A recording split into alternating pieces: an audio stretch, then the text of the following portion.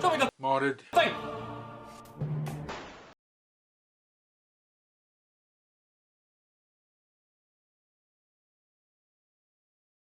Right guys, welcome back. Episode 41 of Show Me the Modded Thing. As usual, send your emails to showmethemoddedthing@gmail.com by the 13th of the month for an upload on the 20th. And can I please ask, I reach out to a lot of people on Facebook and ask them to send me images and build details to showmethemoddedthing@gmail.com. And a lot of you do.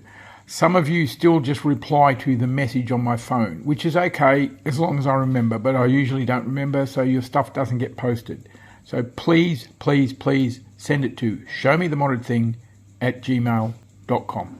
Thank you. Right guys, and first up we've got Adamar, and he says this is a bullpup bolt action retaliator with underslung spring-powered shell-fed launcher. The main blaster is half dart only and takes Talon mag. The bolt is off a worker AWP kit that I had to chop it and modify it a little to get it to work. Not crazy high performance, 130S he says. And there'll be a link below to a firing video. It's a pretty interesting looking design, as you know, I quite like bullpup sort of thing. And I've done a blow up here of the rear end to show this interesting hexagonal paint job he's put on. Obviously he's just found something with that shape and painted the light blue, then draped it over and painted the black.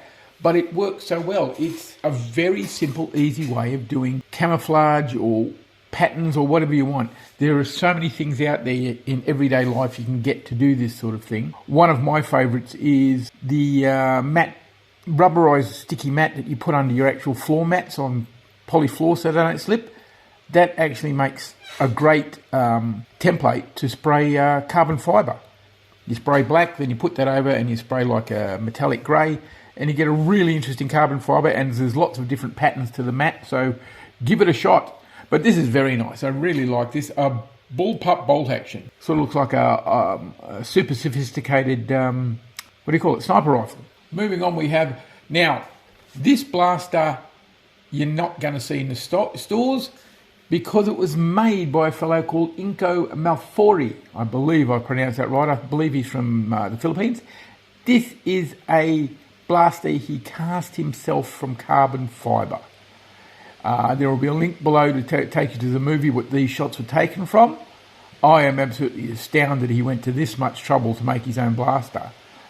This must have cost much more than store-bought, but it's just gorgeous.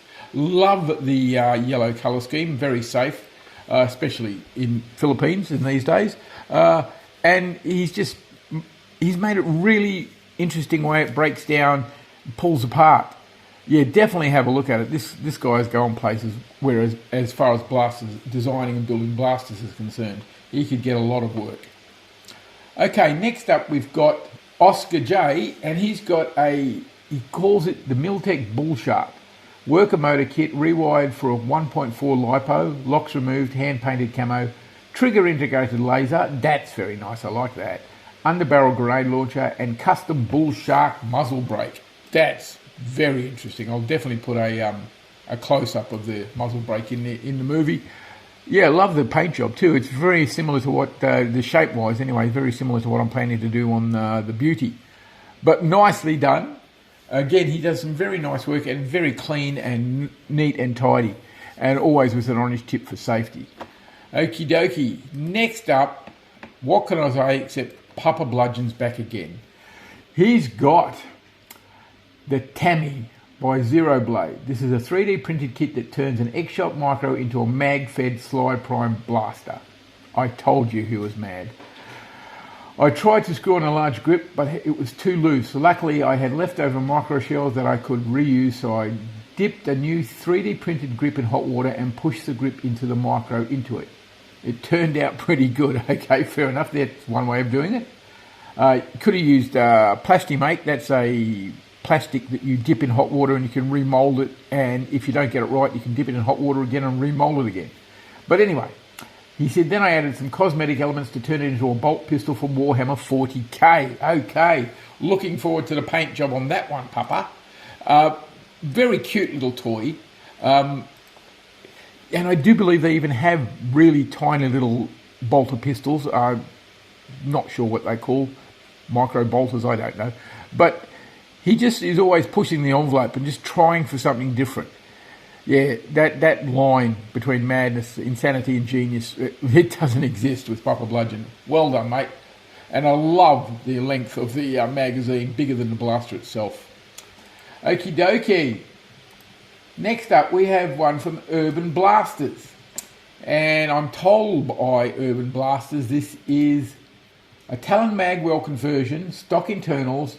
It's a BK1S with a 40mm master key to allow 40mm max.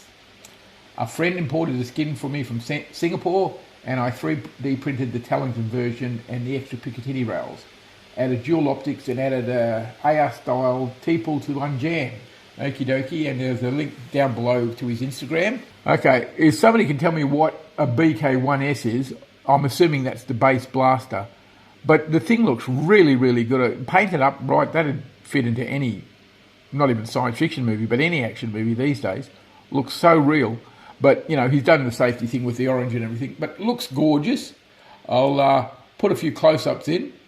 That's what you can do, guys, when you're sending me photos. There's no reason not to do a real close-up of one little bit you're proud of. Okay, last up we have one from John T. And he says, this is a Nerf Satin that I wanted to look like a radium rifle from Warhammer 40k.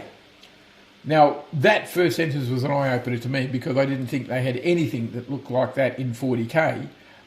It looks steampunk to me. But I did some research, and yes, it's the radium rifle, and it's used by one of the groups, like the Skitari, I believe.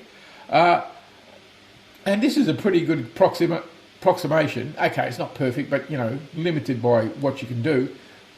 It looks good. Love the colour scheme. I've never been a fan of steampunk and was absolutely surprised to see this sort of thing, this sort of colour scheme in Warhammer. But it works, and I particularly like the wood grain he's managed to paint on the plastic. That's always a nice effect. John's a talented modder, and I'm looking forward to anything he's coming up with in future. Okay, guys, well, that's it for this week, or this month. Didn't get a lot of input. As I said, sometimes submissions go to my phone and I miss them, or for some reason my phone decides it wants to delete them, and there's not much I can do about that. So, coming soon will be part 2 of the build on Beauty. Keep your eye out for that, and keep those mods going. Some of the things that are coming in are looking great, and I'm looking forward to many, many more. All right. See you later, guys. Next time.